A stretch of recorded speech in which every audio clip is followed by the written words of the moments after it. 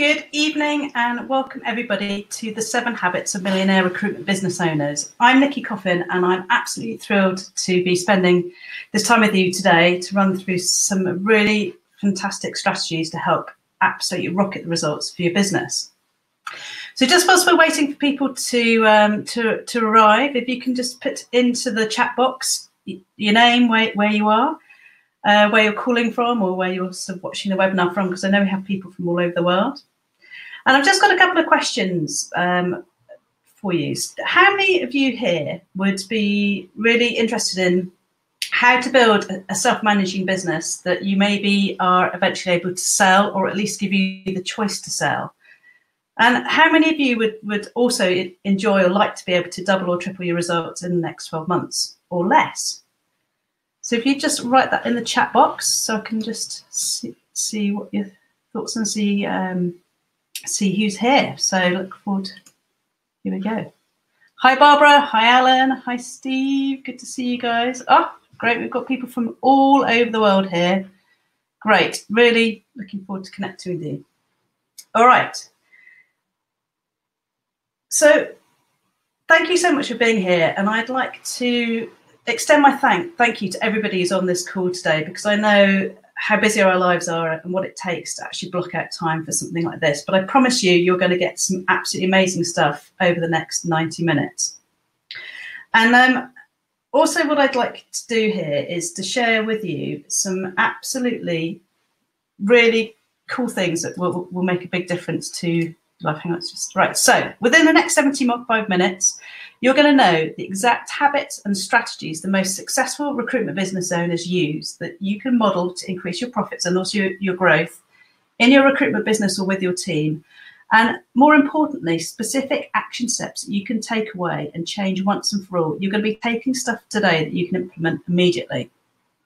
So my promise to you is 75 minutes from now, you will understand exactly how to get from where you are right now to a profitable recruitment business that runs like a well-oiled machine. Even if you are currently the main biller or having to drive billings in your business yourself, if you're getting some results from your team, but they're inconsistent and it feels like you're having to give up too much time and energy to get a small return for your time, for your freedom, for your sanity. Also, if you've got paying clients and a track record, but you want to be doing even better, there's going to be some really good stuff here, because we never stop learning. We can always get better. Also, if you specialise in high street or industrial, you're a niche specialist or executive search, pretty much all of these strategies I'm going to be sharing with you today are going to work really, really well. Now, I do want to say up front that this webinar is for a very certain type of business, and I want to be clear about who it is for and who it's not. So the strategies and the tools that we're going to be sharing today are not for you if you're a generalist and you want to remain a generalist. If you are absolutely stuck in and committed to working the 360 model and you only hire experienced recruiters, it won't work for you. Also, if you're not open to trying new things and you feel uncomfortable stepping out of your comfort zone and don't implement what you learn, it's not going to work for you. And finally, if you're working 15% or less fees and are really scared to increase your fees, if that is you, then the details that we cover in this webinar and this strategy are not going to work for you. So here's what you're going to learn by staying right to the end. So you're going to get the 7 habits the highest performing recruitment business owners use to develop world-class teams, to generate really significant bottom line net profit, and also to grow exponentially. So sometimes double, triple, quadruple the size of the business year in, year out. You're also going to get some simple game changer strategies that 3 of my clients use or have used, have added an extra £1 million in 6 months within their business and totally kickstarted their growth. Also, why I believe the 360 model is dead and the best way to structure your team to create up to 3 times the increase in results with this different model. And also how to fire yourself so that you can remove yourself from billing and get yourself really in the zone. So you're spending time in the places where you know you're going to have the biggest impact, and you then have other people around you who do the jobs that either you're not good at or actually you shouldn't be doing. So you're also going to get easy strategies that are working right now within our clients to help you quickly increase your team's results and time. and 4 key areas you must focus on to grow your business exponentially. So that's what you're going to get by staying right to the end. Now, this might sound a bit crazy, a bit nuts, but it's not. So here's some proof from some of my clients. So this is Lee, and Lee came to me when his business has been going for about 10 years, and even though his business was doing a good level of turnover, about 80% of those billings came from Lee. And when he worked with our business, and specifically with the techniques and strategies that we taught him, he grew from 494,000 to 1.2 million. It took him 15 months to do that, but he also doubled his average fee, which pretty much happened overnight. So, and then there's also Tom Morris. He grew 83% in net fee incomes within 15 months. And similarly to Lee, when he started working with us, was the main breadwinner in the business. He had a team of 4 consultants, but 80% of the sales came through Tom. Now, his business grew significantly over 15 months. It went from just below 300K to just below £1 million turnover. And this is GP, by the way, not just pure turnover. But the most important thing was that Tom was able to step back from billing, get his team to step up. So those billings came from his team rather than from Tom. And then there's the lovely Sarah Leenbruggen, and she has worked with us for many years and dramatically changed what she was doing from pure contingency, high volume into retained search. And we were able to help Sarah really get clear on where she was most influential, what she should be focusing on that would give her the best return. So actually her business reduced in size purposefully, but increased in profit, increased in fee level significantly. So Sarah now lives a much more balanced, happier life from working with us. Okay, so make sure you stay right until the end, because I have got a couple of gifts for you today. The first thing is, I've got 2 special bonuses because you've attended live. It's almost like my way of saying thank you for committing the time out. So the first thing is, you're going to get a PDF of all of the slides. So if I'm talking too fast or going too quickly, then you can look back at the notes from the presentation. I would recommend that you do take notes today. So make sure you've got a pen and paper and that your phone is switched off to silent, and so you can focus and concentrate totally on what we're sharing today. Also, the second thing is my blueprint, my success blueprint for recruitment business owners, which literally gives you every single thing you need to have in place in your business to in order to scale it successfully. You can see there's a lot of detail on it, but you're going to get this freebie as being part of the webinar today. So just to give you a bit of background, so there's people on the call that know me. There's other people who actually have never come across me before. So I've spent 9 years of my life building a recruitment business from scratch. And 3 years of that 9 years, it was an absolute nightmare that we had scaling it.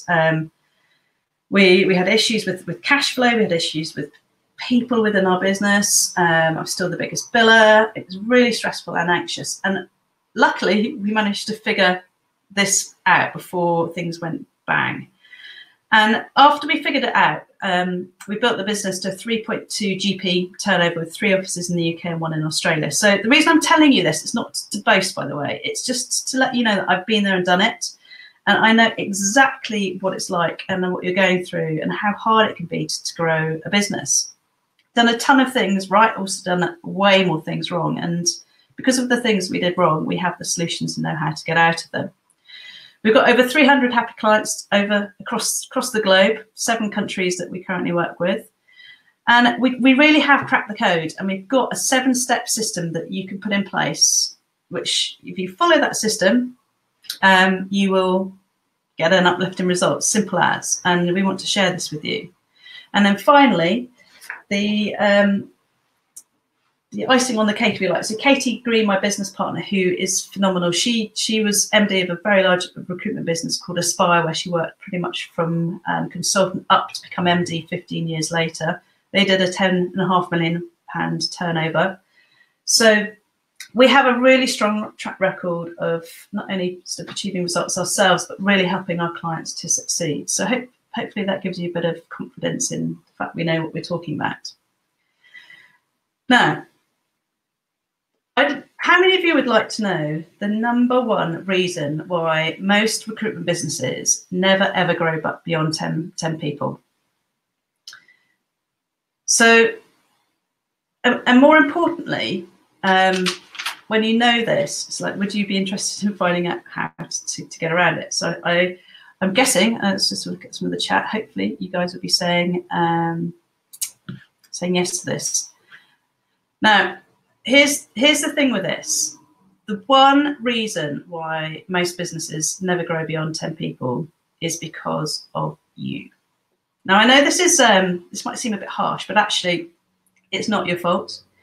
And it's not your fault because there's basically an unconscious reason for this, why you're not achieving the results that you want. So, and most people have no idea what this is. And I have to say, it took my fantastic teacher, Sarah, actually spelling it out to me before I actually twigged on this. And the reason being is most of us have come from other recruitment businesses. Most of us fell into recruitment totally by accident in the first place. But what happens is we spend years and years mastering how to sell, and we become really great salespeople. And then we think, right, I can do this on my own. I can take much more of a lion's share of the business if I go and set up on my own.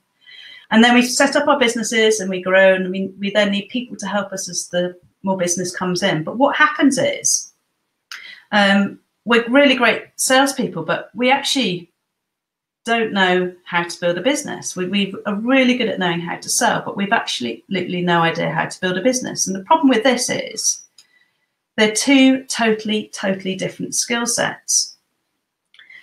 And you can't solve our problems at the same thinking that we used when we created them. So this is how I discovered how to grow a 7-figure profitable and successful business, recruitment business, mainly by hitting my head against a brick wall for a long time. So this is me back in 1997, actually, and much younger, much thinner in that picture. So at this point in time, we'd grown to about 8 people, and we were having real problems in the business trying to scale. And the only way that I knew how to grow the business was actually to sell more. Now, the problem with this tactic is it only takes you so far. And the moment I finally committed to growing the profitable business and a successful business was we, as I said, been hitting our head against a brick wall. We had all sorts of issues. We had clients not paying. We had nightmare team members. We had big peak and trough months, still the biggest biller. And it was literally being pulled from pillar to post. And I would say I was at a point where I was about to give up. And luckily, some of you will know this, when the pupil's ready, the teacher appears. I got really lucky. A lady called Sarah Basley phoned me out of the blue, and she landed on my lap totally by luck, really. And what she taught me was things I didn't even know I needed to know as growing a business. And she made me realise that I needed to invest time, money, and also energy into learning new skills on how to build the business.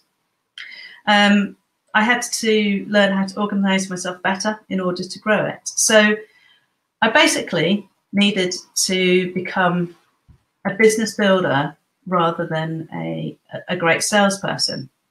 But most often, the thing that was the most important thing on this was I had to let go of, I suppose, my ego, really, because I loved selling. I loved the buzz it gave me. I loved making my clients happy. But actually, because I knew that tactic was only going to take me so far, if I was really serious about becoming a business builder, I needed to change things.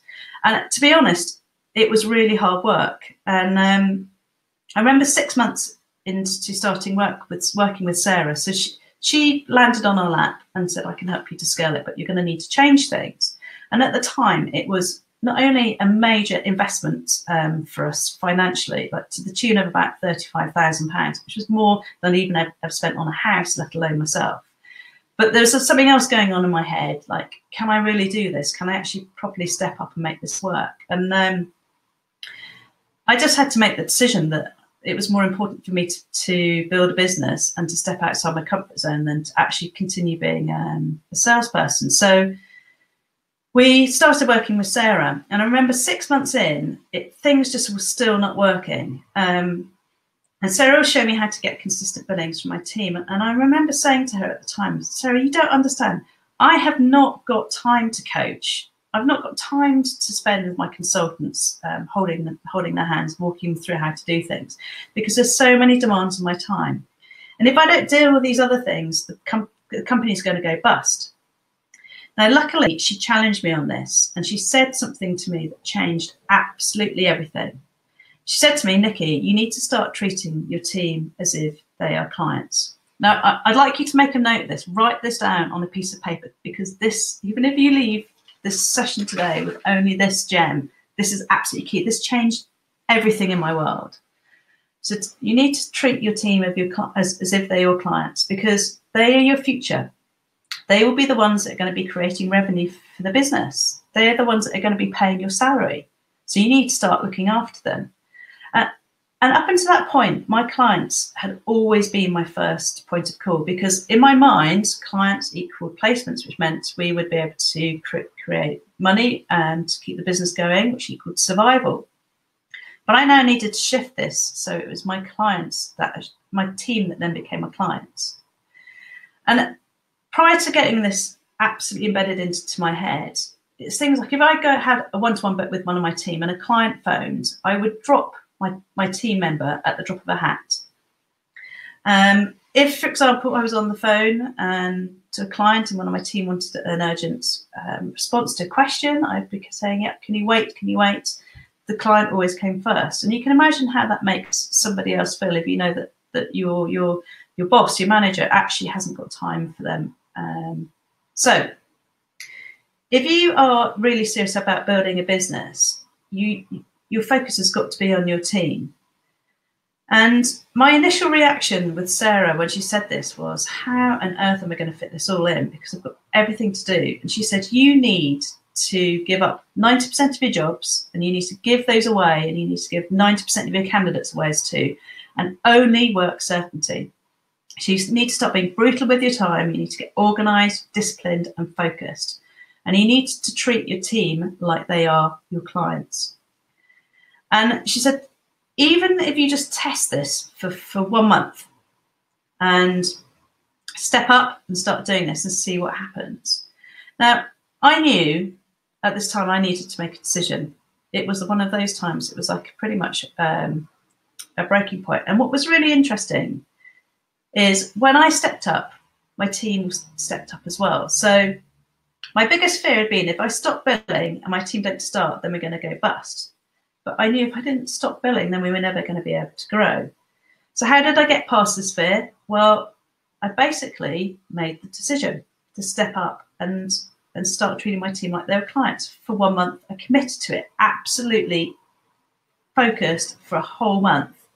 I became more patient. I became more professional. I stuck to meetings. I set objectives. I followed up. I gave them direction. And guess what happened? Because I stepped up, they stepped up too. And this is where everything changed. And it's really interesting that when we get out of the way of our people and trust the people around us, they actually then grow into the role.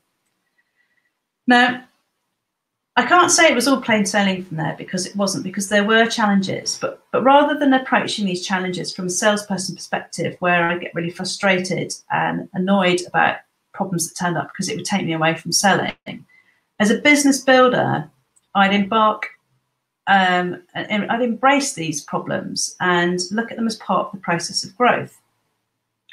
And so for those people on the webinar today who have not made this decision, who perhaps have got a foot in and a foot out, building a business, you need to make a decision today what you want to do, because this is one of the habits. This is the most important habit. You're either in or you're not. And so you need to decide to make that commitment that actually I'm going to step up and become a business builder. Put your big boy or your big girl panties on and actually take that step forward. Because this is where all the magic starts to happen. As soon as you make that decision, the universe will basically fall over itself to make it work for you. But you have to be the cascade of this. You're the linchpin to all of this. So it's making this decision. And this is what happened for me. I made that decision and committed for a month. And then what happens after a month is it becomes part of your muscle. It becomes an unconscious habit. I continued to treat my team as if they were clients. And fast forward 12 months later, we added 400 grand net profit onto the bottom line. We doubled in growth. We had consistent billings from the team. But the most important thing for me is I had what I thought was control over the business. I was able to step back so I could work on building the business rather than actually being the biller in it. And by making that decision about growing a business rather than selling more, this is the difference between adding sort of 400k net profit plus onto your bottom line forever, or being stuck in your business, totally reliable on your own billings for the rest of eternity. So if you're really serious about building the business, it's time to make that change. And just all it is making that decision. Yeah, yes, I'm going to go for it. So can you make a note and just write on a piece of paper now, if you want to, if this is what you really want, yes, I'm ready, and I'm ready to make that decision. I'm going to make that decision now. So here's some other reasons why you must commit to changing now. The old model of recruitment, the 360 model, is dead. And there's a lot of people still working as if it was sort of 5, 6, 10 years ago. So things are changing, and if you don't follow this change, then you're going to be left behind. Also, the struggles and challenges you're dealing with are from trying to do business the old way. It could be so much easier, but sometimes when we get stuck in old habits, it's difficult to get out.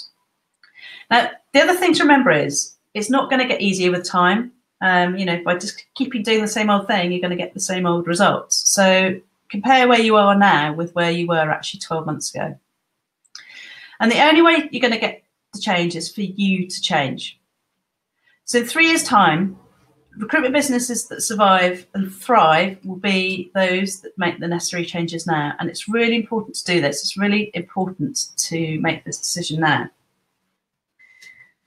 So we're going to come on to how you do that now. And this is where the 7 habits come in. But I just want you to know that in order to really thrive, you always have to continue growing and progressing. It's a top performer trait. We never stop learning, ever. Even like the most successful, profitable, happiest people in the universe never stop learning, always learning and progressing. So this brings us on to habit number 1. And this is your basic, what we call your reason why. Now, success is one of the biggest killers of success. And the reason being, because when we have success, we stop taking drastic actions. So there'll be lots of people on the call today who've had businesses for many, many years. And you would probably have already made money as a business owner. You probably also have plateaued. And this tends to happen because you have enough money to live comfortably and you don't feel the need to work any harder. So that's when growing and becoming more successful becomes more difficult. You plateau because you stop taking drastic actions, and you stop taking drastic actions because you have this thing going on in your head. What if I lose what I just spent the last 3-5 years grow? Now, something to remember is when a person is starting out, they're generally close to rock bottom, or they're so brand new, they've got a couple of £1,000 in the bank, but that's enough to keep them going for a couple of months. So failing is not the worst thing in the world. They can't actually lose that much. However, when we have a decent amount of money in success, losing money in success is one of the scariest things in the world. So imagine this analogy. You're trying to jump from one roof of a building to a neighbouring building, and this roof is only 10 feet away, like you sometimes see on the TV. Now, if the roof was only 1 story high, jumping will be scary because it's something perhaps you've never done before, but it's not the scariest thing you'd ever do. But what happens if the roof is actually 15 stories high? Attempting that jump will be moderately terrifying. You could probably make it, but the negative risks are far higher, and you've got a lot more to lose if you don't succeed on your jump. And the thing with this in business is once we have a moderate level of success or we're comfortable in our lives, our fear of failure is paralyzing.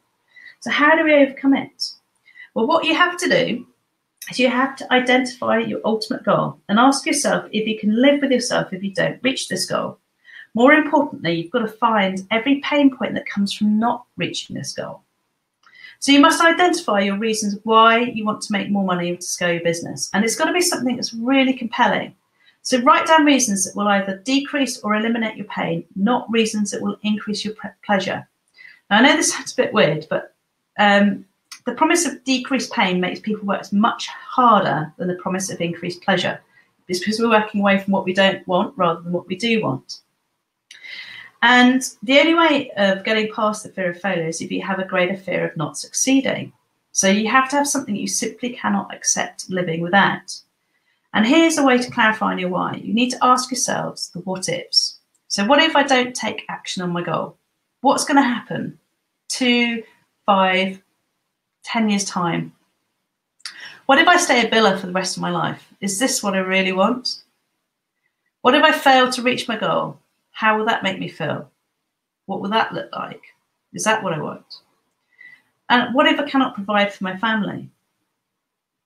So I would suggest you do a bit of journaling on this and write your answers down for this, because these are the reasons that are going to drive you forward to taking action when you're feeling crappy or you've hit rock bottom and you want to give up. And unfortunately, fortunately, part of the growing is actually learning by mistakes. So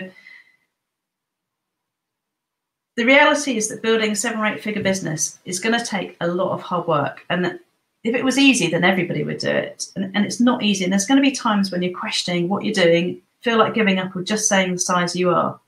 So to achieve something you've never achieved, you have to take actions and do the things that you have never done before.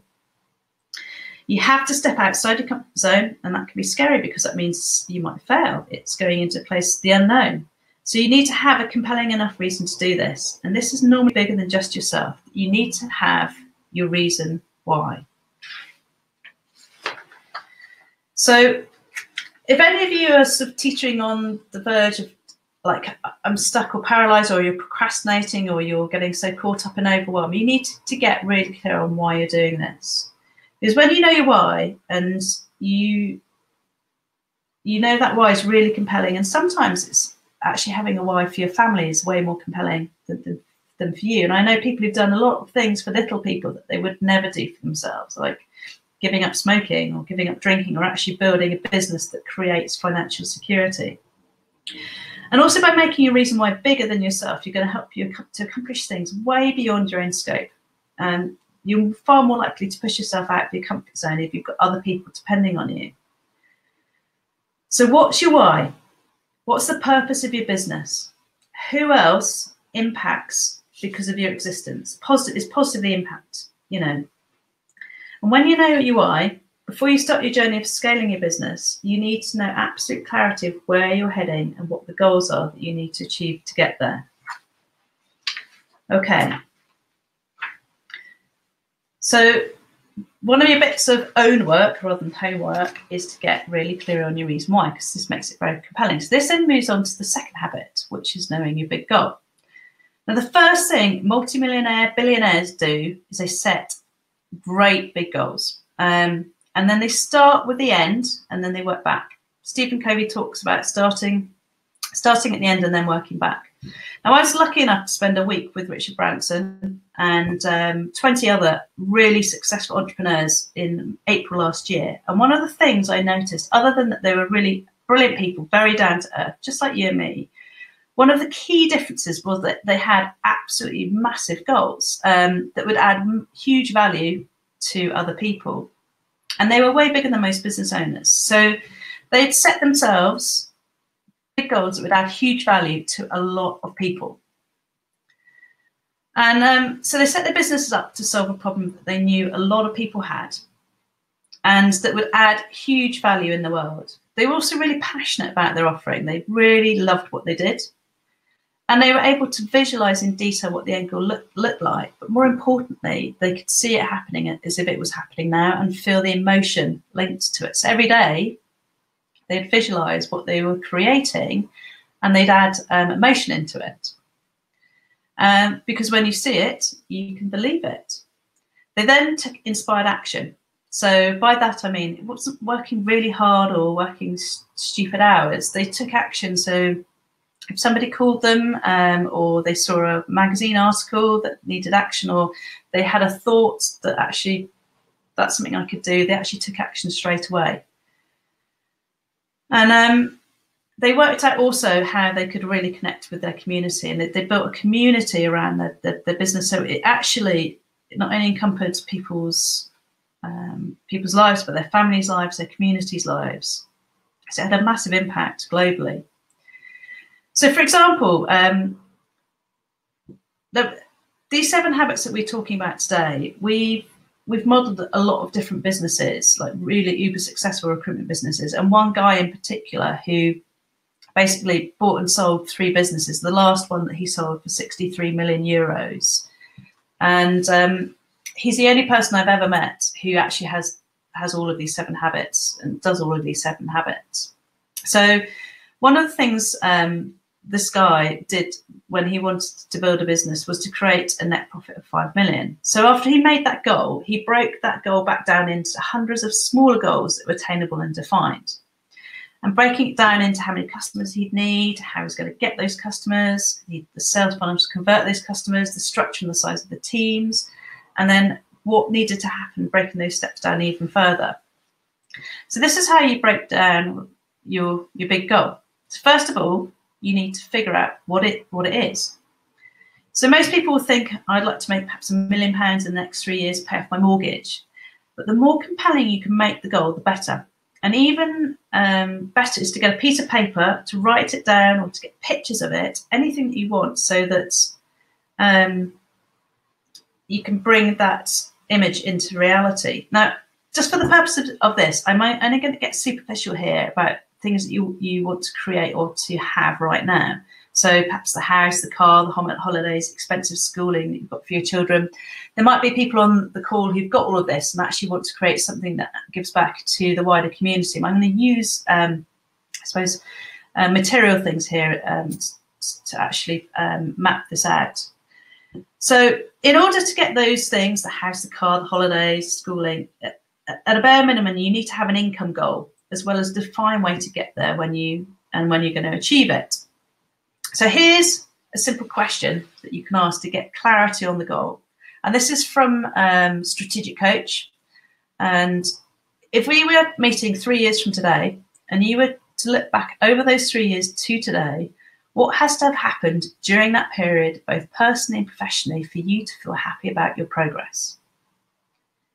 So if we were meeting 3 years from today, and you were to look back over those 3 years to today, what has to have happened during that period, both professionally and personally, for you to feel happy about your progress?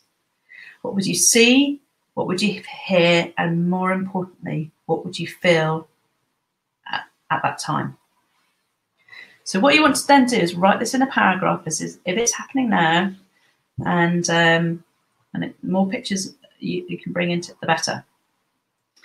So step 2 is then to calculate how much you actually need.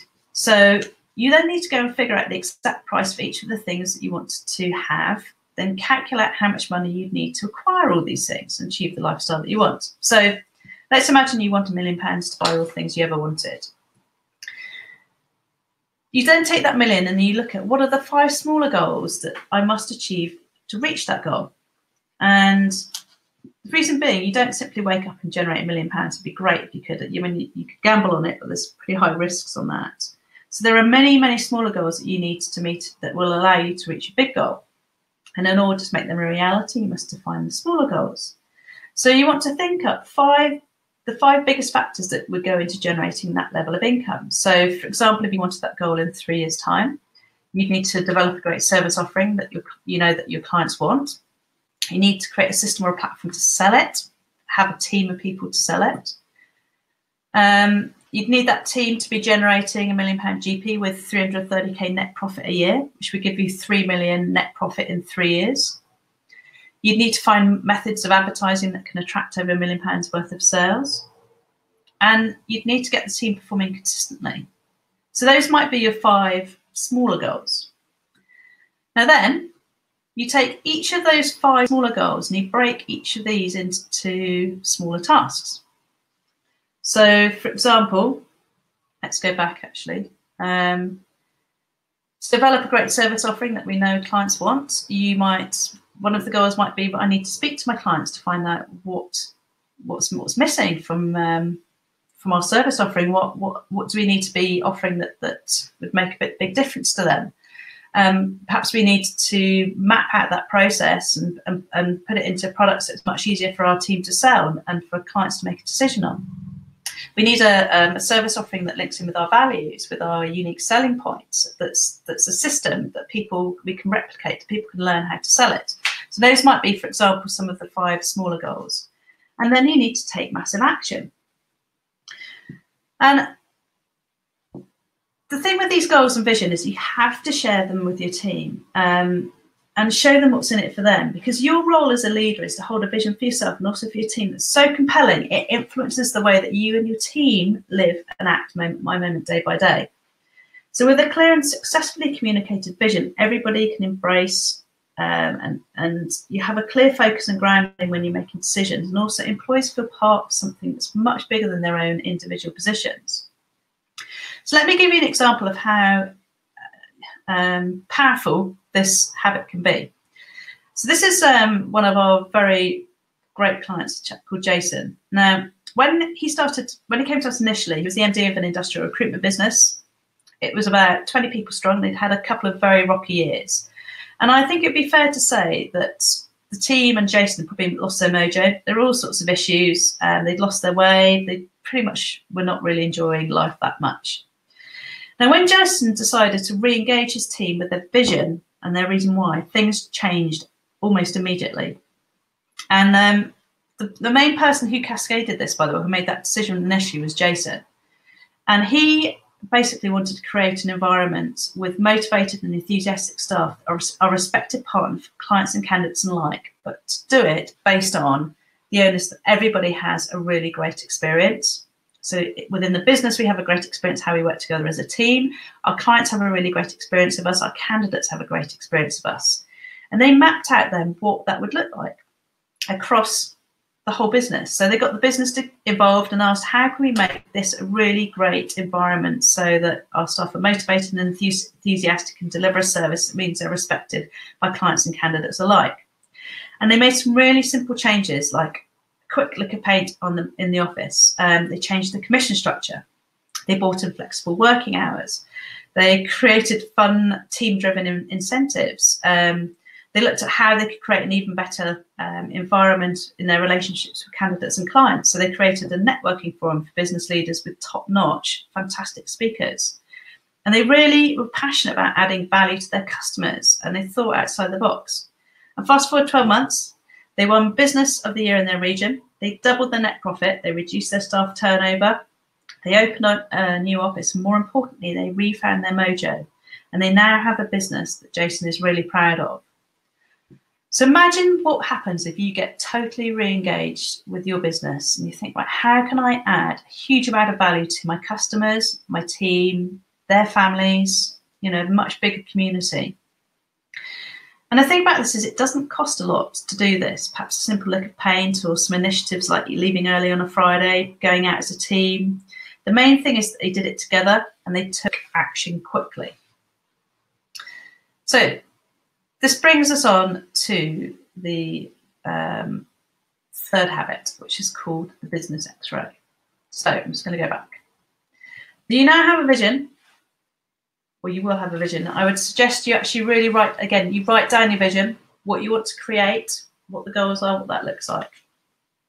Now, we work with lots of different recruitment businesses and speak with many owners about scaling their business. And often when we start talking to them about scaling their business, what's getting them really tripped up is trying to figure out where to start, because there are literally hundreds and hundreds of different things that they could be focusing on, but they find themselves in a sort of paralysis dialysis. Because they don't know where to start, they procrastinate and carry on doing the same things they've always done.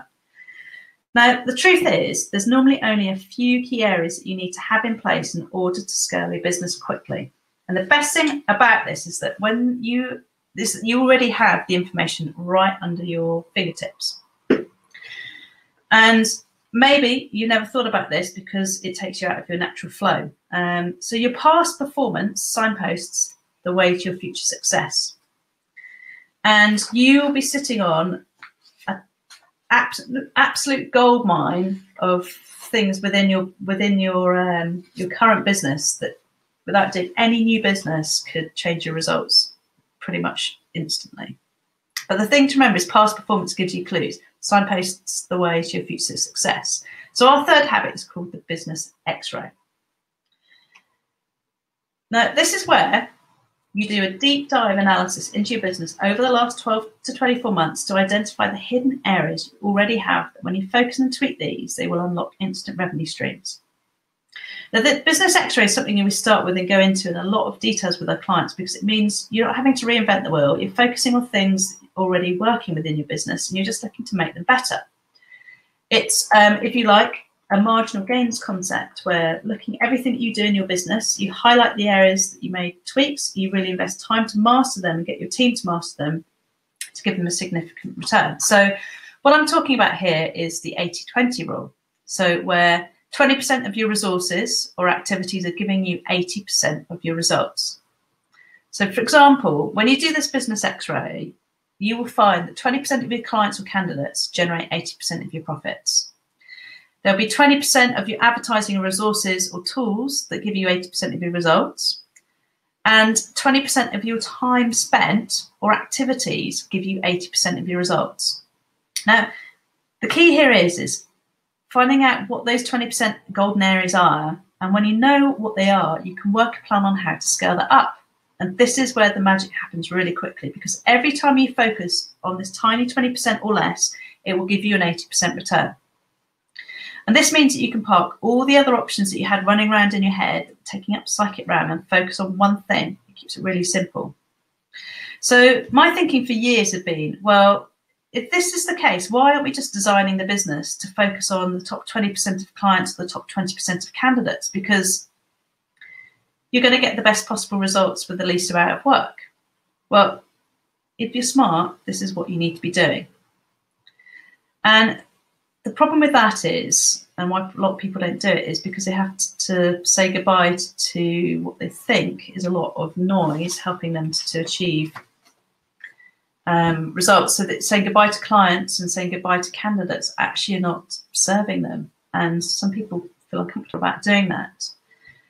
But actually, if you did focus on your 20% of clients and your 20% of candidates and focus on them and them only, maybe finding another 2 or 3 key clients like your top 20%, then your life would change. Now, this habit is absolutely key. And I find an amazing statistic over and over again when I look at businesses, because out of that 20%, there'll be 4% in any customer group who are what I call your premium buyers or your most placeable candidates.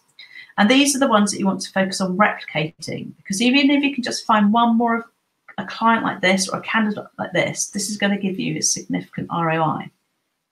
So to give an example, one of the companies I work with are a large engineering recruiter.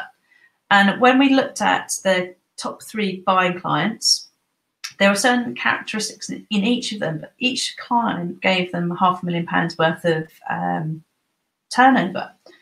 So we looked at what were the similarities, and they had a certain size of team within the business and that had the type of candidate they were really good at placing. So we then looked at other businesses who had that similar size of team, and it actually only flagged up 10 other companies in the UK that they could target. So then that meant their new business development was really simple. They then worked a strategy of how we're going to get one more of a client like this, because we know that will give us an extra 500k uplift in sales. So imagine ditching the low value, hard work, time wasting clients and candidates and replacing them with high quality, high return business. Okay. And imagine how good that would be if you only worked with clients that you loved and who valued you. You would double or triple your results quickly with a lot less work. So I've got some questions for you. Do you know who the 20% of your client base are who delivered 80% of your revenues in the last 12 months? If you don't, I would find out. I'd do the analysis. The second question is, who are the top 20% of that 20%? So the top 4%. And I would be really surprised if you looked at this, as most people haven't thought to. And when you do that, it's like, how can we get more of that 4%? Now, the thing about the business x-rays, it may take a little bit of time to complete, but I can tell you it is worth hundreds of thousands of pounds ROI. We did this with a client just a couple of weeks ago, and I think it probably took me about 5 hours to do the analysis. The client spent a lot longer than that, but we unearthed an extra £4 million worth of potential within his existing client base by making a couple of these tweaks. So even if you've got a 2 or 3 man business, this will unearth some really cool stuff for you. So this habit is absolutely crucial. And this is one of the key habits that the 63 million euro multimillionaire did. Behind every decision that he made, there is basically a spreadsheet. He'd not make a decision unless it was backed up by analysis and research. So here's some examples of 3 of our clients who've made massive shifts in their business after doing the business x-ray. So this is Jason again. And one of the other game changers that we implemented within his business, he wanted to increase his profit by 300k. He thought he'd have to do this by winning a new client. When we did the business x-ray, we found that he only added 50 pence extra to the client, but he also took a little bit of money off the margin. That would give him his 300k without doing any more BD or anything else. Lee and Teresa, when they did this analysis, they had been working for 10 years on 15% fees. Now, don't get me wrong here, I'm not recommending you put another 10% on your fees overnight. You need to have a reason why you're increasing that fee level. But this is an area where you can make big changes quickly.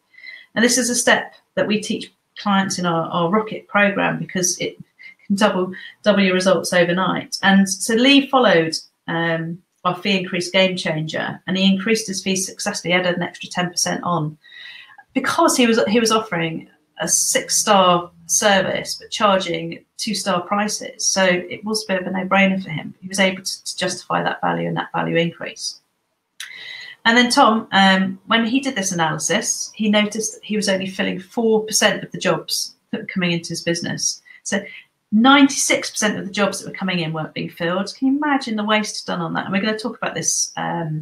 This is a habit, the gold jobs game changer, because when he did that analysis and then he implemented the gold jobs game changer, he added an extra 350k worth of placements in the next 3 months for the team of 4. So, you know, there's some big changes here, but it's not about working harder. It's about working smarter, getting really good on mastering the process. So this pulls us into habit number 4, which is not saying yes to every job and having no process for qualifying the quality and fillability of jobs. So the 4th habit is to have your team really, really great at taking on jobs, but also like deciding which job should I be working. And for me, the gold jobs game changer, which is talking about finding and focusing on quality and fillable jobs, is probably the biggest thing that you can implement in your business to increase your results very, very quickly. And because what I see happening all the time is that as soon as a job comes in, people don't even think about checking properly. Is it a real job? Have they got sign off? You know, can we fill this? How many other agencies are working on it? They literally just down tools and scramble to work it, putting all resources into filling that job. And then what happens, and partway through the process, they find that there's 4 other agencies working it, or that they've closed the deadline, or that your candidates have been superseded by somebody else's candidate. And another job comes in, so you start working in other jobs. And I see consultants sometimes working 20 or 30 jobs at any one time. So they're basically skimming across the top, and they don't have time to ask the questions to work these jobs in depth because there's just too much to do. So imagine if you were just working on jobs where maybe out of that 20 or 30, it might be that you're only working on 3, maximum 4 of those jobs at any one time, sometimes even less than that. Because it means you cut down, and it's up to 6 hours a day, by the way, that's wasted on working jobs that people are never going to fill, which is why it's just something as a business owner you need to get on top with, because you've got money pouring out of your bank account every second that you let your guys continue to work jobs without having a process behind it. So with gold jobs, this is the habit, and here's some steps that you can implement. So the first thing is getting really clear on what a gold job is for you. Then creating a list of criteria to score the quality and fillability of jobs. Audit your current job stock. So this is with all your team. Go through every single one of your jobs, clearing it out. When I did this, it took a lot of time. When I did this with my team, but it was worth every single second. I'd literally have to rip jobs up and put them in a bin, jobs that were never going to be filled.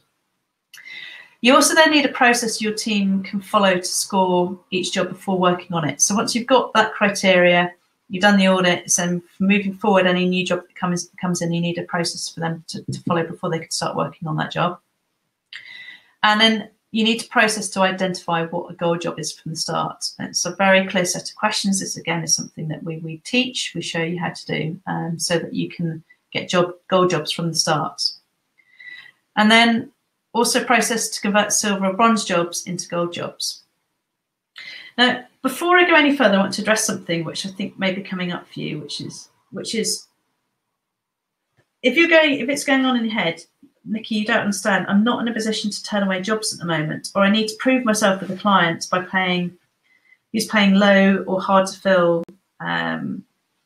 He's paying really low fees or giving me really hard to fill jobs to win that client. Now, I can't say no to these jobs coming in, otherwise my competitors will take that client.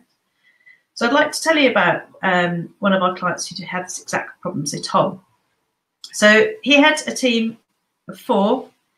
They were placing 4% of the jobs, and they had 100 open jobs when he counted them. So everybody was really busy, stressed, saying yes to everything in case he missed out, but they were just not making placements.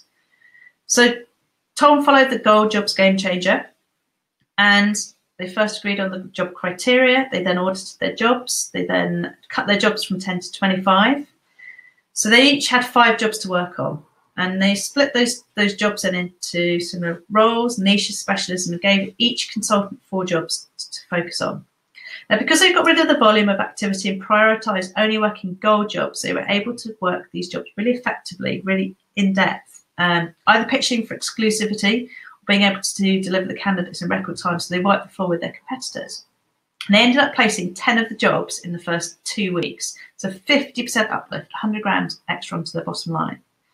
Then Tom put the process in so they could score jobs from the start and how to convert silver and bronze jobs into gold jobs. And 3 months later, they've made an extra 250k from this set move.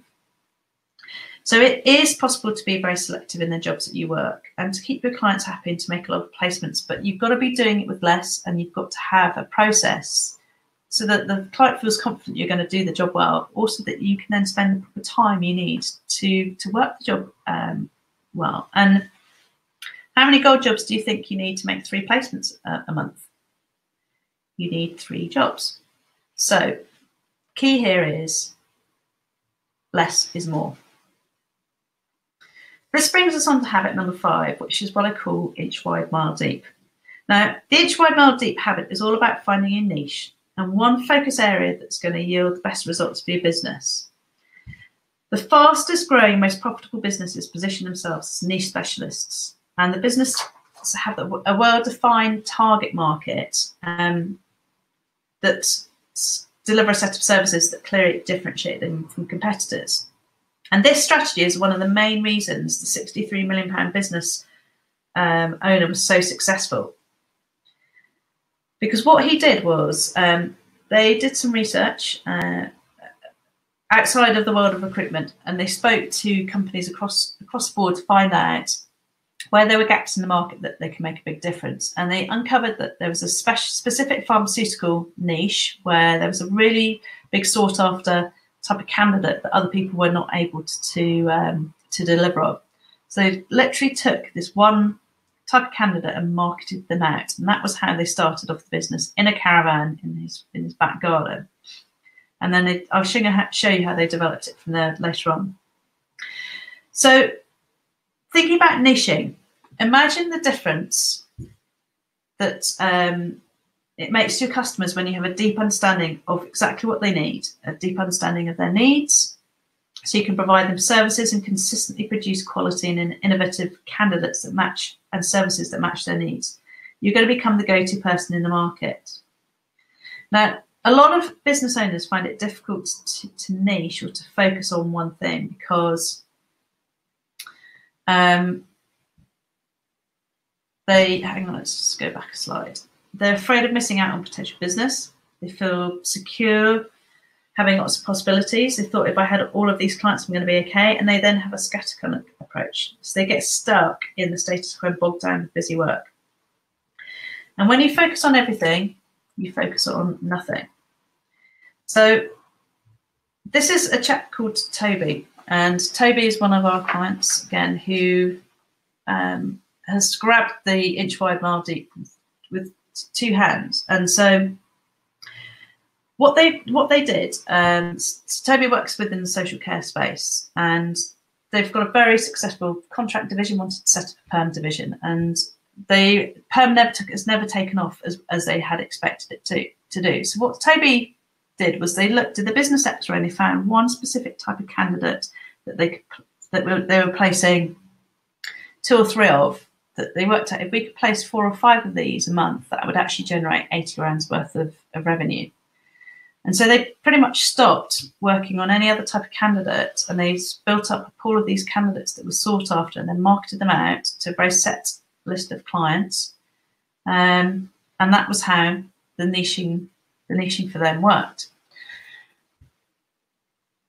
So I'm sort of covering this sort of strategically because there is a process behind the niching that you need to know how to do it. But there are 4 things to do if you are looking to niche tightly. So you want to hone in and identify what's going to be a profitable niche.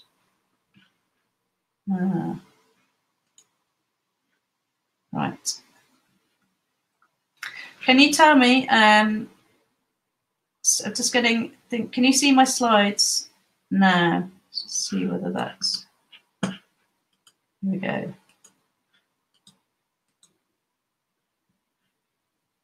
Is that better, guys? Right, that should be working now. Right, so there's 4 things you need to do to niche tightly. You need to hone in and identify what's going to be your profitable niche. You then need to overcome any gremlins, fears that you're going to tell you that you can't do it. You then now to get clear on all the ways you can turn your mediocre existing clients into your top 3 buying clients. And then the 4th thing is you need to JFDI. So niching is an absolutely crucial habit to have. And even if you just pick one niche that you then dig down deeply, that will make a big difference to you. So let's move on to habit number 6, which is what we call the ultimate recruitment model. Now, this is a way of structuring your business and your team so that everybody is working to their strengths and what we call working in flow, which means they're doing the job that they're most natural at. And by the way, this model has been proven to generate over 3 times the level of results you get if you were working the 360 model. We discovered this habit when we modelled the business that sold for 63 million euros. And since then, I've discovered it in many top performing businesses.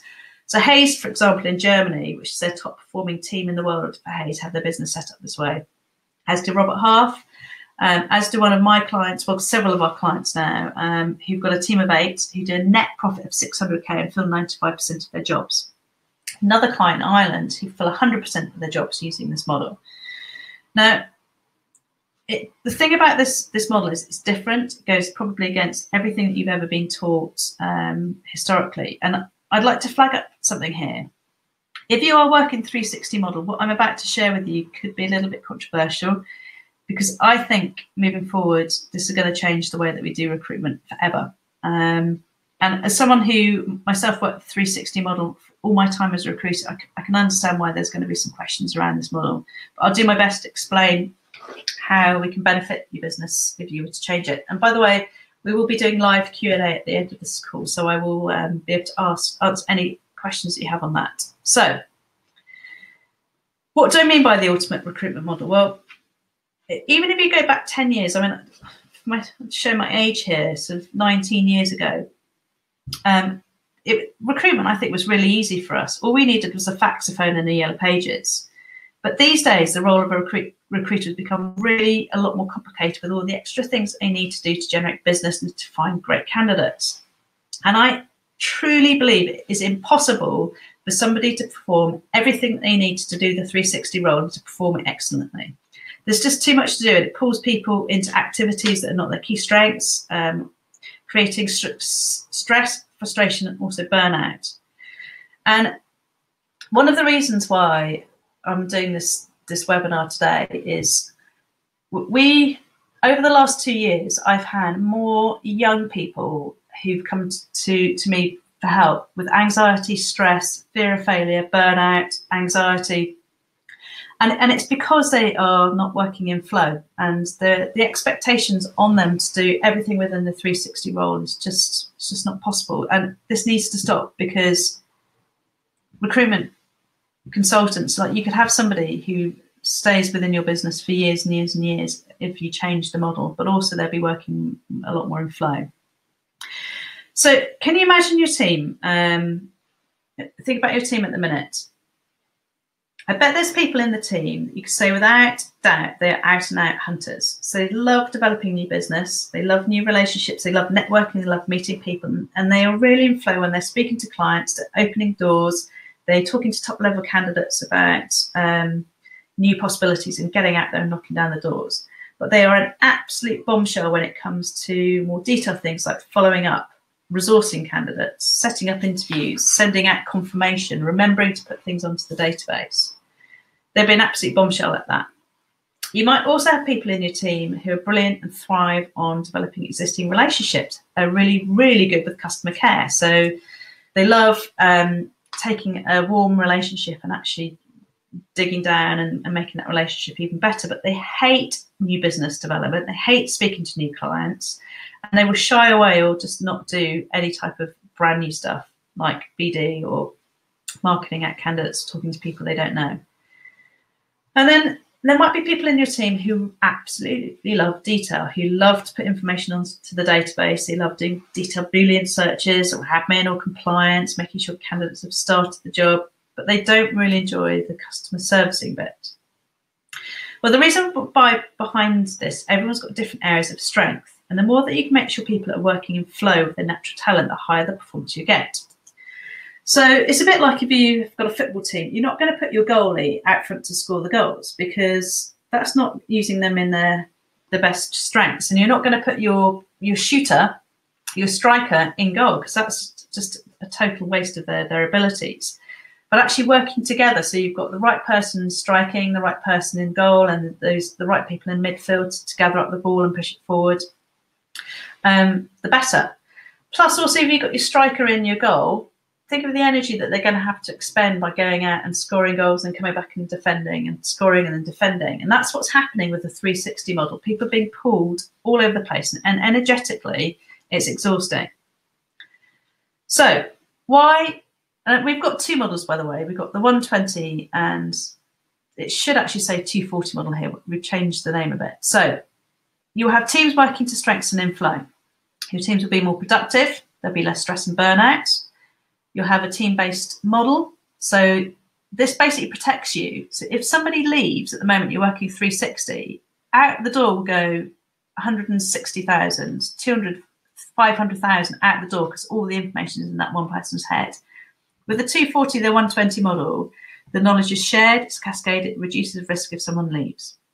You have people who are experts in the niche. It's much easier to hire because you're hiring against a different set of competencies. So the traditional 360 versus the ultimate. So as you can see, we've got 360 split into three areas, and then admin and marketing, by the way, separate, totally separate roles. And in marketing, by the way, can come advertising, writing adverts, writing mail shots, as well as stuff linked in around your website and social media and stuff like that, but marketing would be responsible for that rather than your consultants. So these three areas are split into three segments. You've got the business development, you've got delivery, and then you've got resource or research. So these are the three elements of the 120 or the 240 model. And again, admin and marketing sit separately. So the research role, and by the way that I was going to show you actually how it's sort of set up, but I want to go a bit more detail into the three areas. The research or resource. This role feeds both delivery and development. So these people are KPI'd on leads, candidates, which are most placeable candidates, deals. They're strategic in their terms of resourcing and recycling candidates. They would reduce admin on experienced staff. They can be based anywhere in the UK. They tend to be paid a lower salary and bonus level pay. They'll also be responsible for getting leads and passing them on to your development guys. The delivery segment, these are people or teams who service and manage the clients and candidates through the process. Again, they're niche focused, they're KPI'd on deals, quality and client penetration. So they still have to do business development, but it's all warm stuff. So candidates who know your brand, who know of you, or clients, key clients, getting deeper into those key clients. So they are KPI'd on that. They are highly professional. They've got short-term delivery and long-term relationship building focus. They focus on quality and best practice. So they would go and do like service reviews with your clients. And again, might be sort of low, medium salary, sometimes even high salary, but with commission and bonus. And then the development segment.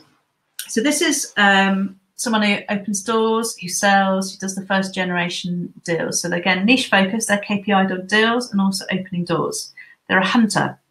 So they are more client than candidate driven, but they might use candidates to open doors. They are very much a networker. It could be low, medium or high salary. So there's some teams of our clients who've got a team of youngish development people who basically sift through and get leads or get opportunities for delivery to then take over. But actually they're cutting their teeth in that role. And then we've got other businesses where the strategic business development person is the MD, and they will go and win very large strategic contracts where they're delivering a really high value service. Again, commission and bonus paid. So we were talking about the 63 million euro business that we modelled. So this is how they set it up using the actual 240 model.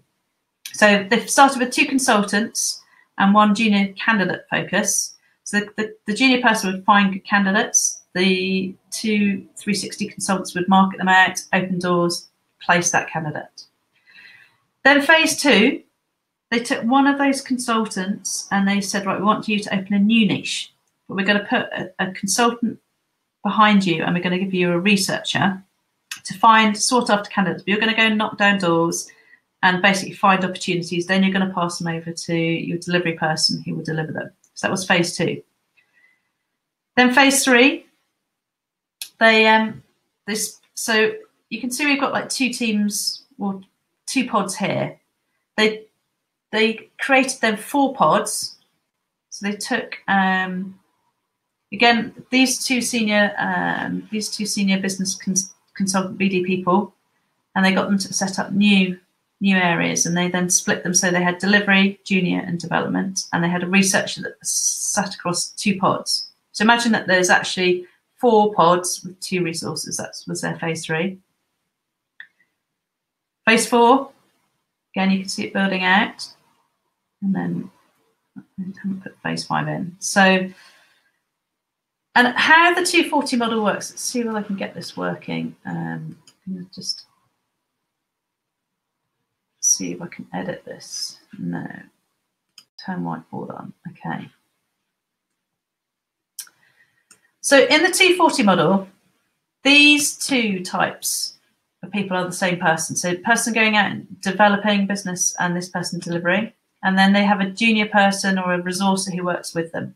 This is what we see with most of our niche specialist businesses. If you've got big contract, mass volume businesses, we see they've got a team or a person who goes up with big contracts, and they've got a team of people who deliver. and a separate team of people that resource, and that's called the 120 model. This model here is 240, and it can be split both ways. So either you've got development and delivery and a resourcer, or you have development that stands alone, and then this is the same person. You've got somebody who delivers and resources. This is another way to do 240 model. And the thing about this, I'm just going to switch this off. If you're working to this model, you have a career pathway for each of the three. So you have a career pathway for resource. They could be a resourcer forever, but they then move up into different levels, maybe different seniority. Same with delivery, same with development. But also what happens when you have this is, because you're looking for different competencies, you know, for a resource researcher, they're not going to necessarily need to be really, unless you're in a headhunting scenario, somebody who's really a hunter. You're actually going to be looking for a different competency, so you can hire people from out with the world of recruitment. Same for delivery. This person is very likely to be a project manager, key account manager, customer services person. So again, you can teach them how to do recruitment, but the actual delivery bit they'll have done perhaps in a different area. So it makes it much, much easier to hire and to find the right people for you. And then even if you've, say, got a small team of 10, you might only need 1 or 2 business developers, and then you've got a team of people who then deliver and resource for them. So it works it's much nicer. So that is the ultimate model. I'm sure there's going to be some more questions about that at the end. So then we move on to habit 7, which is learn how to fire yourself. And this, if you're really serious about scaling your business to 7 or 8 figures, you absolutely have to set the business up so it can run without you being there 24/7. And as individuals, we tend to spread ourselves too thin. We're often asked to wear many hats. But you know, as a manager or business owner, we focus on customer acquisition, relationship management, recruiting, admin, buying the toilet paper. But what's happening is we're spreading ourselves too thin and we're missing out on bigger opportunities. One of the key things Richard Branson focuses on when he starts up a new business is he brings in a team of people who will take over so he can then fire himself at the business and step away and leave it to thrive.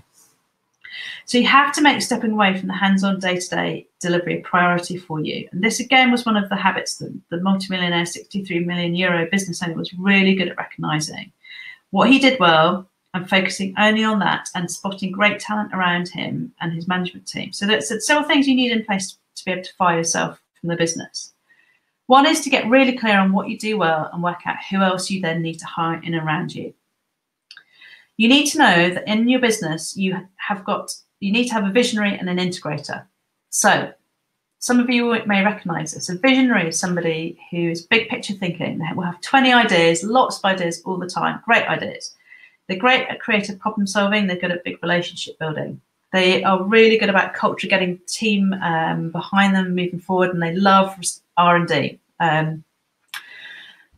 And they base their decisions more on emotion. So these are visionaries. Most of our business owners are visionaries, which is a problem because you need that, but then you also need an integrator. So this is somebody who will lead managers and make people accountable, who's responsible for profit and loss, who will make sure the business plan is followed through. They will remove obstacles and barriers to achieving that business plan. They're really good at implementing and completing special projects, and they base their decisions more on logic. So if you are a visionary and you don't have an integrator, a manager or somebody who's following up and completing what the mess that you leave behind you, then that's probably the most important hire that you need in your business next. Or somebody that's taking off some of the nitty-gritty things like debt chasing, invoicing, P&L, checking we've got enough cash flow. So that's the type of thing you might need to outsource. So you need to get clear on what you do well and work out who else you need to hire. Then you need a visionary and an integrator. And then you need to get really conscious about where you're spending your time. And the reason why you get conscious is working out, what do I need to delegate? What do I need to get rid of? What do I need to outsource? And then you need to hire a PA for yourself, or outsource finance, or outsource marketing, because then you can drive and motivate your business. One of the biggest shifts for me was when I took my business to a level I never believed possible, was my realization that time is actually more precious than money. And a lot of people don't act as if that's true. They act as if money is a scarce resource, and their money, they need to protect it. But they actually don't realize that you need to protect your time in the same way. You can always make more money, but you can't manufacture more time. So these days, as a consumer, I regularly buy and spend money on things that save me time, because I know how valuable my time is. I know that within an hour or within a day, I'm able to create something for my business that will bring income, not just this week or month, but for years to come. And you could be spending your time opening up strategic relationships with your top clients that you then fuel the jobs down to your team, or finding great consultants that will give you return year on year. It's much better to be doing that than stuck in the nitty-gritty of getting your hands dirty. You also need a rock-solid management and reporting system, and review your system with KPIs and ratios. And you need to automate your business. If your business isn't systemized, you do not have a business. And that could be an IT system, but also people systems. It's absolutely crucial. And so these are things that you need to be learning how to do in order to scale your business, because it's got to work without you being there 24/7. So one of the freebies you're going to get today is the checklist of everything that we need in place in order to scale your business. So you can download that later on. And I'm going to take some questions in a moment, but just to recap, these are the 7 habits. So first of all is make the decision, be the change, be that business builder, not the big salesperson. You need to know your why. You need to have a big goal that's way bigger than you. You need to do the business x-ray, find out what the 20% is giving you 80% of your results. You need to niche and become an expert in your market, become a real master in those niches. I would recommend that you look at working to your strengths, get your team working to your strengths, either 120 or 240 model, and then learn how to fire yourself. So hopefully you've seen some value in what we've covered today. And when you think about implementing some of these things, can you imagine what's possible for you with this know-how? So, would it, for example, perhaps give you an extra placement a month from one of your team? If you paired up even the gold jobs, or getting really clear on where you're spending your time and delegating things to other people, what would happen if you actually paired up 2 or more of these habits? So what's it worth to you to implement some of these changes? So the average fee, for example, if you were to make an extra placement a month, that could give you 60K across 12 months, and that's just with one person. So these are tiny tweaks that are not going to make hardly any difference for you at all. So I really hope that today you've got value, and you'll see that that what we have to offer makes a big difference for you. So bearing that in mind, I know that you showed up here for a reason today, and it may be because you're frustrated that you're still the biggest biller, but you can't step away because the business is reliant on your billings to survive. It may also be because your consultants are just not generating the profit that you need to grow your business, and it's absolutely killing your cash flow. It may also be because you're really ready to become a business builder and step away from being a salesperson. Or perhaps you're ready to make some great progress, but you know you can speed this up by learning new tools. And I really hope that you get this one thing. There are certain techniques and strategies to building a profitable and successful business. And, I found these over years and years, and going on a journey and discovering the path utterly changed my life. It took me from being anxious, burnout, on the verge of giving up, to actually having a really thriving, successful, profitable business. Now, to develop this, I learned from the best of the best. I've invested hundreds of thousands of pounds in years of study, application, and finding and tweaking. And this is something that you can do too. It's not magic. There's a formula behind it. And hopefully I've given you a taste of the type of things that you could get from this. So would it be all right if I share with you what you could do to change this for you forever? Because in a very short period of time, you could be in the same situation. Now, the biggest thing, there's 3 biggest challenges I see for people who are not making money. that they want. So they've got a team that are yo-yoing with billings because there's not consistent billings, there's not consistent activity. Most business owners are paying their team more than they're paying themselves, and they're purely billing to pay the salaries of their underperformers. Crazy, I know.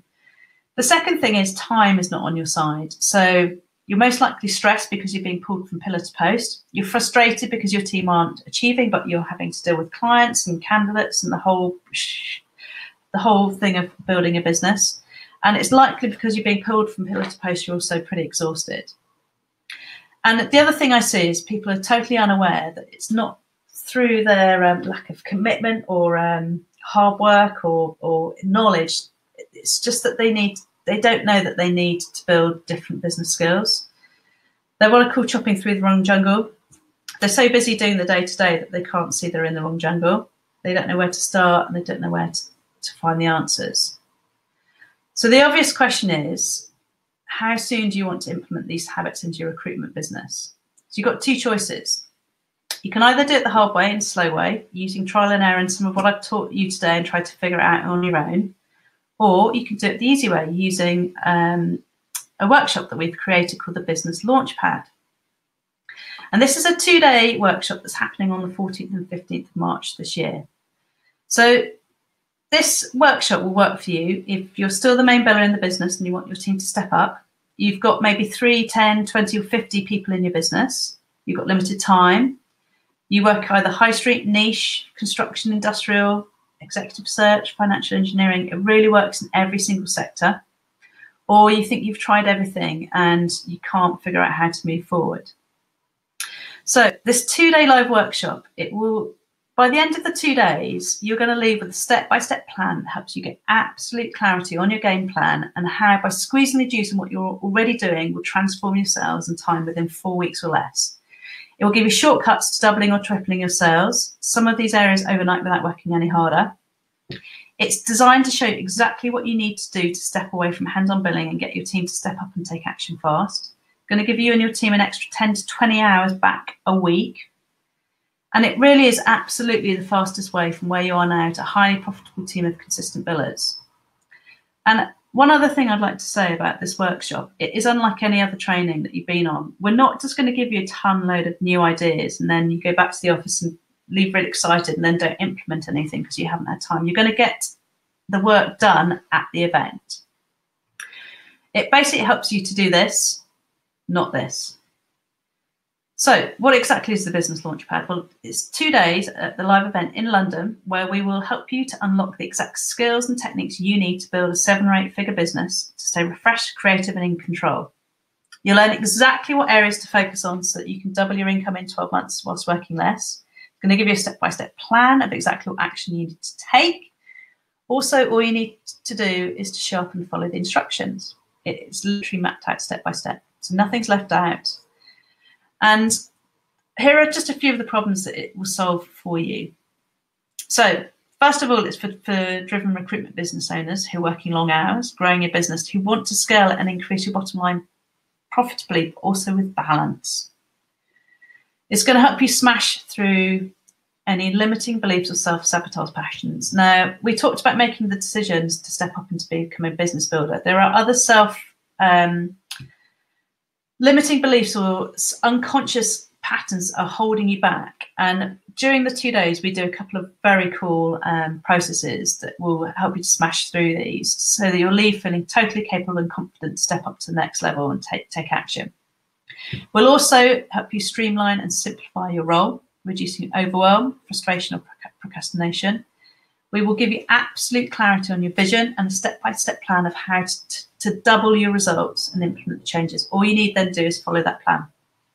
We'll also show you, I'll help you uncover one area that will add at least 100K into your business in the next 6 months and show you how to get up to 4 hours extra a day to work on the business rather than in it.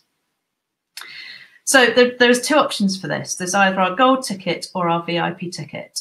And so with the gold ticket, you're going to discover how to take your business to the next level, your big why behind it and make it come to life, clarity on your vision and the plan of how to achieve it. You'll be reconnected with your mojo and know exactly how to motivate yourself. You'll see the opportunities for growth right under your nose, and it will also how to course correct quickly when obstacles get you off track. And then on day 2, we're going to show you how to break the unconscious fears. We're going to do a really cool breakthrough exercise, and then how to work in flow. So 80% of your time you're adding maximum value but while working less. Also, our detour that will help you get 90% off your to-do list. Who to hire around you so that you can focus 100% on what you do best. And also how to fire yourself with confidence so you create a business that runs all on its own. And then our very cool 90-day tool that means and enables you to do more in the next 90 days and have done in the last 9 months. So that's what we cover in the 2 days. Here's just some of the results people have got from this. This is Matt. He said, for me, the Slight Edge tool was a game changer. For me, for the simple reason that we're trying to get amazing results most of the time from average people or average individuals. So gaining a slight edges, tiny tweaks from consultants will see instant results. It was also so simple yet very effective and very easy to implement. With my current staff that I have, I'll be able to see game-changing results very quickly. The whole thing was great, and we've adapted some of our working practices off the back of these 2 days. This is Jamie. He's one of the guys I coach. Before working with Nicky, my monthly billings were averaging around 6 to 7K per month. She helped me to drill down on the areas that were troubling me and fix the issues from the foundations. So we did the 7 habits, basically. In the last 3 months, I've quadrupled my average billing to 25K a month. Thanks, Jamie. And then this is the lovely Matt. He said the biggest thing for me was the mindset stuff and really different things that you don't normally get from recruitment training that I'm able to take back to my business and batter down some of the limiting beliefs I've had that will help me to scale my recruitment business. So if you decide to come onto this, how quickly will you see results? Well, this is about taking what you're already doing and doing it smarter so that it will transform your results within 4 weeks or less. So this is Kathy. In terms of how quickly you'll see results. So I attended the business launchpad and came back 2 days later a different person. After completing some exercises with my team, I have even greater clarity. I can honestly say that something has happened to me and is huge. I feel as if I can suddenly see everything with great clarity. I know the answers to everything. When I look at people, I can see why they're behaving in certain ways, and I'm crystal clear on my vision and my greater purpose for why I'm here. For me, the change is monumental. So thanks, Kathy. But that's honestly what happened for her. So you can have the general ticket, the gold ticket, or for most people, actually take the VIP ticket, which has got everything included in the general gold ticket, but looking at some other things that you need. So what are you going to get? So first bonus, you get our access to our Rocket Your Gold Jobs online changing. So online product. So literally you can log in and it shows you exactly how to identify what a gold job is for your specific business. It helps you to audit your current job stock, what stays, decide what stays, what goes, identify what a gold job is from the start, how to communicate this to your clients if you're no longer working a job, and how to get your consultants to managing job quality consistently. Now, the amazing thing about, or the really great thing about the Rocket Your Gold Jobs is it shows you exactly how to implement within your team. It's got all the templates, all the scripts. Literally, you can get your consultants to watch the videos, which are quite short, and then you do an exercise. So it literally spoon feeds them how to do the gold job. So that is a very valuable bonus. So the next thing that we would look at, which the people who come into the training, there's quite a lot of questions they have about specific things in their business. So what we've added into as our second bonus for the VIP ticket is a mastermind live session with myself and Katie, where you can ask any questions about your business. So how to get better performance from your team, winning new business, finding good people. How do I do that? What do I do to get rid of people I've got that aren't performing or get them to step up? How to increase my profits? There's no question that's big or small. And this gives you an amazing amount of insight and clarity that you can take action immediately. So just to give you an idea of the value of this, you're going to get the 2 days workshop, which is $999 value. You're going to get the Gold Jobs Game Changer, which is $497, and then the Mastermind Q&A, which with Katie and myself, $397. So the total value is that, $1,893. So what else do you need? Well, how about we put every single template, process and checklist that we use at the event actually into a hard copy and a soft copy so that you can roll out what you learn at the event with your team. So to save time with this, we're going to give you this UBS flash drive with every single template that we use throughout the 2 days that you can use then with your team to implement change quickly. So what else do you need? Well, we talked about managing your time effectively. You need to have a robust management reporting system. So another bonus is my distance managing the business workshop, where we show you exactly what you need to be tracking in your business and how to track it, how to analyze it, how to tweak things so you get bigger performance from your business. So you're going to get those 2 bonuses on top. So the templates are worth £99. The distance managing your business is worth £247. So the total value for the VIP ticket is £2,239. What else do you need? Well, in order to create a top performing business, you have to be performing at your best. Because when you're working in flow, productivity increases, results improve, dramatically more fun, and you feel more connected. And you can start doing more stuff in flow and stop doing stuff that's out of flow. So to do that, you will get access. We will give you a talent dynamics profile, which uncovers where you're most in flow, where you should be spending the majority of your time, and more importantly, who you need to have around you, who you need to hire so you've got a top performing team. And then the last ticket, which is the last bonus, which is probably the most important. There will be people here listening on this call who have a business partner or senior person within their team that they need to take on the journey with them. So as part of the VIP package, you get to bring an extra person, a VIP ticket at no extra cost. So that person comes with you for the entire 2 days. And this means you don't have to do all the implementation on your own. Plus, what we found with other people when they bring this person, it really pulls you guys together. So here's all of what you're going to get. You've got the 2 days workshop, the gold jobs, the mastermind, the templates, distance managing your business, talent dynamics, and the extra VIP ticketing. And so the total value of all of this is £3,388. So, sum up, if you want to get your head back in the game, you want to double your profits without working any harder.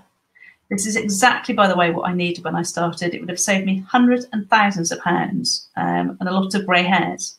There's no comparable system anywhere in the world in the world of recruitment. No one else is teaching these techniques that Katie and I do. And it goes to a level of detail that, again, no one else shows you. We really show you what and how to do it. And every strategy you'll be shown is tried and tested and gets big results fast. So if all it did was this, would it be worth it? So if it gave you and your team an extra 10 to 20 hours back a week, would it be worth it? If you filled an extra job a month at 4K, would that be worth it?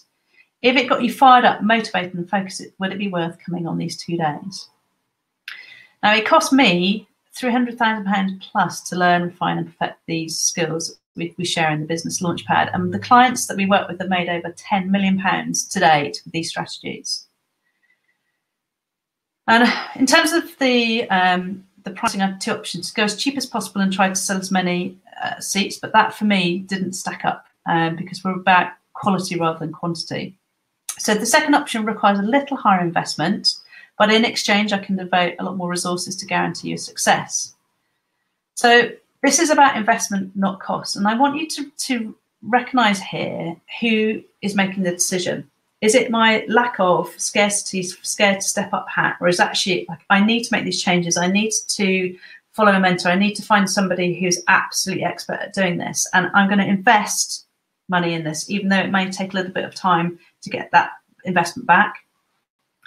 And the way I always look at it is whatever I spend on training or personal development, I'm looking to 10 times that to get the level of investment back. So it is an investment rather than a cost. The greater the investment, by the way, the greater the return, because it means you feel it's like putting a rocket on you to make sure you get the return. So the more that you pay in anything, the greater results you tend to get. So what it would be coming on this workshop worth to you? Have any of you any idea how much it costs to have an underperformer sat in your business each month? Maybe 2K, 5K, 7K? or maybe even more. Well, actually it costs you 15k a month, money going out of your pocket and down the drain by having an underperformer sat there, which is £880,000 per year. So how much would you pay to have just one underperformer billing consistently again? Because that's what's on offer by coming onto this workshop, plus the most other amazing things you don't even know that you need to know yet. So you can see why it's a good deal at 5,000. And, you know, the price that our regular price for the gold ticket is 999, or for the VIP is 3388. But because you are here, and because I want to honour the fact that you've turned up today and you've invested your time and you've made the effort to be here, I'd like to reward you for that by actually not putting it to this price at all. I want to offer that to get started today. If you sign up today, and this is an offer only for people on the call today, or on this webinar, you can get your gold ticket for $299 or for the VIP ticket for $599. And what you need to do to join, to book your place, you need to go to www.centeredexcellence.co.uk, book my spot, and then click on the bit that says book my spot. Now, the other thing that is really important for us is to put our money where our mouth is. So if you, at the end of 2 days, you don't agree with the insights and tools and training that you get are worth at least double the amount that you invested, you need to just let us know and we'll give you your money back, no questions asked. So there's a 100% money back guarantee. And I've put this in place to try and make it as much of a no-brainer for you to do this, because for both Katie and me, it is really important that we get this information out. And for the very reason, if Sarah hadn't called me out of the blue, I wouldn't be here now talking to you. And it just really upsets me when I see people struggling, when I know that we've got the answers that can make it really much easier for them to help them step up. So it's really important for us to get it out there, which is why we've put it at this price. And we've got other clients of ours where we implement it and they pay us up to 50,000 for it. So what you're going to get for the for the 599, which is the VIP ticket, it's a 2 days workshop, Gold Jobs Mastermind, every template and process, distance managing work, your business workshop, talent dynamics profile, and that extra ticket so you can bring your business partner with you. Total value of that is 3,388. And you can start for only $299 for the gold ticket if that's too much for you. Plus, we have the 100% money back guarantee. But I would recommend, if you can do it, go for the VIP ticket, because you're going to get so much more out of the event. So in order, again, to book your spots, there are the details. Now you've got two choices. You can either take the first option, which is do nothing, not take the leap of faith, which, by the way, is 100% risk-free. Or the second option, pony up with this investment, and compared to all the value you're going to get in return, give it a shot. If it works, great. If it doesn't, you just ask for your money back and you get it. So you really don't have anything to lose other than your time. Now, some questions I get asked is, I cannot afford 2 days out right now. Well, I'd ask you, what can you afford? Because if you don't change this now, things aren't going to change. So now is the time to take action. So when's the best time to do it? Like, you should have done it 10 years ago. There's when's the best time to plant a tree? Well, it was 20 years ago, but actually today is the second best time to do it. I've got a scheduling conflict. What are the other dates? Well, here's the thing. Every minute that you leave this ticking along is going to mean that you don't get the results that you could do. So I would encourage you, unless it's life or death, to change that scheduling conflict. We also have people say, my business is different. Is this for my business? If you've got a recruitment business that's got 3 people up to 50 people, and you work in the world of recruitment, this workshop is for you. We also have a lot of people who come a long way from overseas. So get quite a lot of people from Africa saying, I live overseas, can you offer a discounted rate? The reason I can't is because the stuff is really valuable, and it wouldn't be fair for me to offer a discounted rate. We have people who've flown in from Tanzania, who've flown in from Europe, who've flown in from America to actually be at this training. I've already got a coach or mentor. Well, I'd be asking, if they are giving you the results that you want, then why look elsewhere? If you're not getting the type of results I talked through on the workshop today or the webinar today, then we can really offer and be supplemented with that mentor or coach. It doesn't have to be us and us alone. And then what if I don't have a business partner or senior person to bring with me? So what about somebody else in the world of recruitment who would really benefit from this? Imagine that they're going to be going yippity-doo if you say, look, come on this workshop with me and transform your results. You could either gift it to somebody or split the cost with them. So find somebody else in your network who could benefit from it. So the real question is, how much is it costing you each day you don't take action? Is it worth investing a few days to check this out, by the way, which if it does even half of what I've claimed today, it will pay for itself within weeks. Other opportunities like this can take 3 to 5 years to get your return, but with this, I promise you'll get results in weeks, as long as you implement. That's the thing. Implement it, things change immediately. So you can either stay as you are, or you can be the change. It's up to you. So to take action, you need to go to this page, book my spot. And by the way, also at the bottom of that page is where the free handouts are, the slides from today, and also the scaling your business action points are at the bottom of this page. So you just need to click on the button that says book now. And again, this is what you're going to get. So let's come to the questions then. If you have a question, could you please type into the chat box now?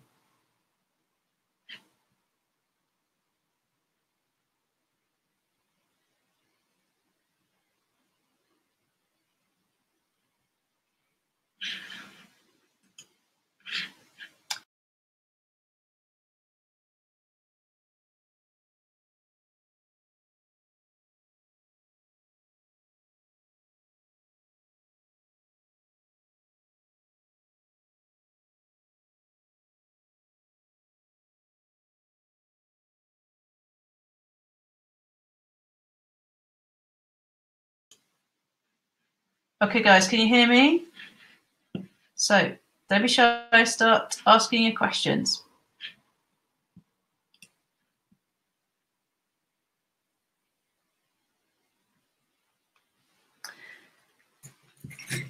So I've got a question here from Rob, who's just emailed me actually, and he's asked, with the ultimate model, how do you work out commissions? Now, this is one of the questions we get asked a lot. And the key with this is there are every single business has got a different commission structure. But as a rule of thumb, if you're paying basic salary and commission, you want to make sure you're paying no more than 50% of the net fee income into basic salary and commission. So, for example, if you've got a team of 3, which includes a BD person, delivery and resource, and they're generating 300,000, you just divide that by 50%. So you would make sure that the salaries and the commission does not exceed over 150,000. So you might pay your BD, your delivery people a little bit more, plus a bonus, and your resource person less. But the pod as a whole, no more than 50% of net fee income. And what some of our clients have done is they've split up the 360 process. And so they will give a percentage of it. If you take 100% of a recruitment fee, they might give 50% to the BD person, 50% to resource and delivery. And then as the BD person wins more roles, they might reduce the amount that they get, but they still get 20% of the fee. So the key is to map out your process and look at, right, how can we reward? Where's the onus that we want to put? Is it on delivery and development and bonus resource, but no more than 50% of the net fee income in terms of commission. So Via, you've asked, is it possible to do the seminar online but not in London? At the moment, no. And the reason being, we do some really deep change work where we're looking at changing some of the unconscious patterns that have blocked us from really achieving our results. And we have to do that live. So that's one of the reasons why we don't run that. We don't run it offline because they're very powerful processes that we do, but you need to be there just in case something pops up for you that that needs dealing with. So both Katie and I are master practitioners in NLP and other sort of techniques as well. So you need to be in the room if you're going to get a benefit out of that. Right, guys, come on, let's have some other questions. Okay, I've got a question here from Donna. And she's asked, how do I know what to say yes to and what to say no to in terms of my time? So I'm a business owner that runs a team, and I also run a business. So one of the things you want to think about here is only working certainty. So you're only working things that you are 80% certain to achieve, to get results on or not. So for example, if you get a job in that you know undeniably I'm 80% likely to place this and I can do it quickly, I don't need to spend a lot of time resourcing for candidates, and you want to keep it. If it's like a 50-50, we might place it, might not, then you want to give that to some of your other team members because they've got more time than you. Also want you to block out block out in your diary things that need to happen week in, week out. So for example, team meetings, one-to-ones, I block out every Friday. I block that out in the morning. And then monthly reviews, my team, I block them out for the whole year. So those absolutely happen every single week. So blocking the things that you know are going to happen week in, week out, and then leave your time in and around that relatively flexible. But you also need to block in time to do your business. And so it's taking yourself into a place or a space where you're uninterrupted for 1 or 2 hours a day. That's important as well.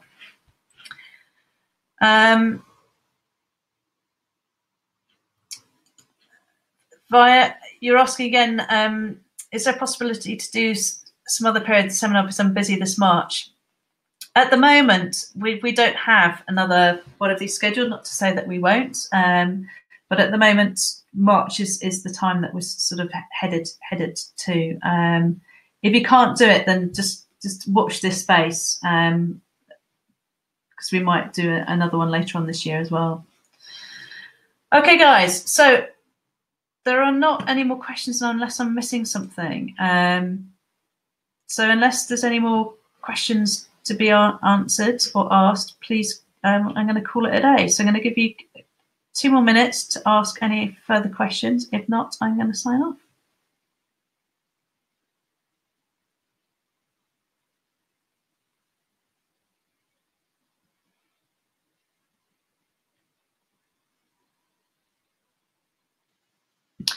Okay, so, well, I think that's it then for today. I hope that you've enjoyed the webinar as much as I have done, and I look forward to seeing you guys at the event. Bye.